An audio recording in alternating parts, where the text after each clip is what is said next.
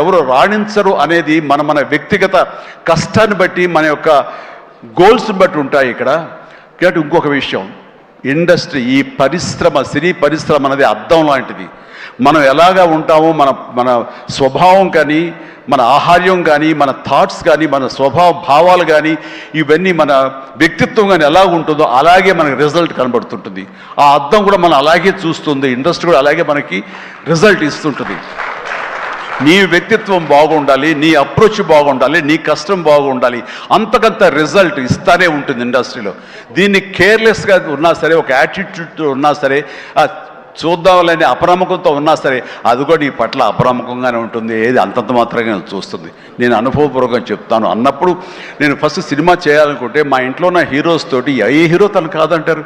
ప్రతి ఒక్కరిని ప్రతిరోజు కలుస్తుంది. ఒక కత్తి తెచ్చుకుంటే ఏ హీరో తను కాదంటారు.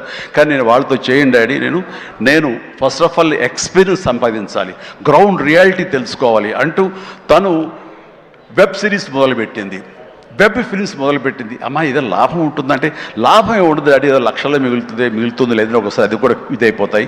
కానీ నాకు ఎక్స్పీరియన్స్ గెయిన్ చేస్తాను, ఎక్కడెక్కడ ఏమిటి ఎన్ని డిపార్ట్మెంట్లు ఉంటాయంటూ ప్రతి డిపార్ట్మెంట్ని చవి చూస్తూ దానిలో ఒక ఎక్స్పీరియన్స్ గెయిన్ చేస్తూ, అలాగే తన ఫిలిమ్స్ తీసింది, చిన్న ఫిలిమ్స్ చిన్న హీరోలతో చేసినప్పుడు తను ఒక కాన్ఫిడెన్స్ గెయిన్ చేసుకుంది. అంతేగాని మాకు రెడీమేడ్ కేక్ వాక్ ఇక్కడ సినిమా తీయటం, మా అండదండలో నాన్నగారు వాళ్ళందరూ ఉన్నారు కాబట్టి అది అనుకోలేదు.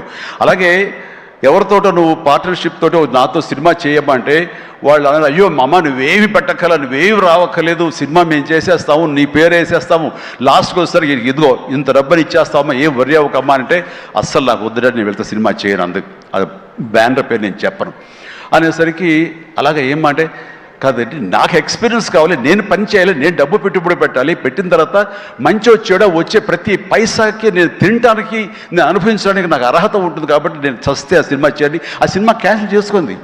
సో వదిలేశాను నేను. సాహుతోటి సినిమా అన్న తర్వాత సాహు తను కూర్చుని చెప్పండి మీరు ఎంత పెడతారు, నేను అంతే పెడతానని సగం డబ్బు సొంతంగా పెట్టింది, మిగతా డబ్బు బయట నుంచి అప్పు తీసుకొచ్చింది, పెట్టింది తప్ప నేనైతే న్యాయ పైస ఇవ్వలేదు. ఆ పైపెచ్చు ఇద్దరి నుంచి నాకు టైంకి కావాల్సిన రెమ్యునరేషన్ ఆయా సమయాల్లో నేను తీసుకుంటూనే ఉన్నాను తప్ప అది నేను ఇవ్వలేదు. అంత ప్రొఫెషనల్గా బిహేవ్ చేసింది. ఈ రోజున ఈ రిజల్ట్లో సాహు ఎంతగా అనుభవిస్తున్నాడో, ఒక నా సినిమాని గర్వంతో, ఎస్ నేను డబ్బులు పెట్టుబడి పెట్టి డబ్బు సంపాదించుకుంటున్నాను అదే గర్వంతో తను కూడా ఉంది. కాబట్టి ఈ రోజున ఒక డాటర్గా సుష్మిత చూస్తే నేను గర్వపడుతున్నాను, ఎప్రిషియేట్ చేస్తున్నాను, మనస్ఫూర్తిగా ఒక బిడ్డగా నేను గర్వపడుతున్నాను. థ్యాంక్స్ రా, యూ డిజర్వ్ ఇట్. సో అట్లాగా బిడ్డలు ఈ ఇండస్ట్రీలో రాణించాలి అంటే నిజంగా ప్రతి వాళ్ళు, అది ఏ బిడ్డ అయినా అవని, ఆడబిడ్డ అవని, మగబిడ్డ అవని, ఇండస్ట్రీలో రాణించాలి.